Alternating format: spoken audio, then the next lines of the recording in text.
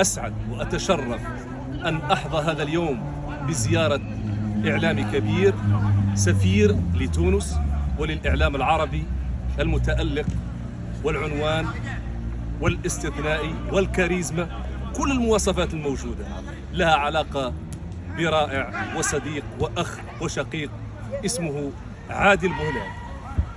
يعجز اللسان ويعجز القلم عن الكتابة. مشكور جدا على كل هذه العبارات اللطيفة، إن شاء الله نكون في مستواها وقدها، وأنت مثال في الأخلاق والتربية والكرم. سعيد جدا بوجودي هنا في المغرب، وخاصة بهذا الاستقبال وهذه الحفاوة، إن شاء الله نكون نستحقها.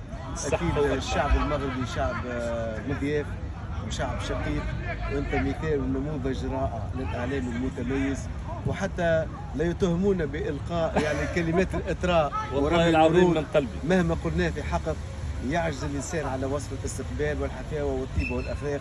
مني إليك ومن خلالك إلى الشعب المغربي كل التحية والتقدير، وإن شاء الله ديما المغرب وإن شاء الله بالتوفيق للكرة المغربية والتونسية والمغربية والعربية. جميل، أشرت للمربط الفرس بأنه المونديال الاستثنائي وبلوغ الأسود سيمي فاينل الورد كاب في الملاعب القطرية، برنامج المونديال كان فيه الخير وكان دعم وكانت فيه رسائل محبة، وللتاريخ تغطية القناة التاسعة وبرنامج المونديال بكل حيادية كان فيه دعم ومحبة وتقدير من شعب رائع نكن له كل المحبة والتقدير. شكرا عادل. ربي يبارك لك، والتغطية كانت استثنائية بوجودك أنت كابتن ماجد اللي نعتبرك علامة فارقة في الإعلام الرياضي العربي. وأنت أحلى مذيع وإعلامي عربي. بارك الله فيك. شكرا حبيبي. بارك الله فيك.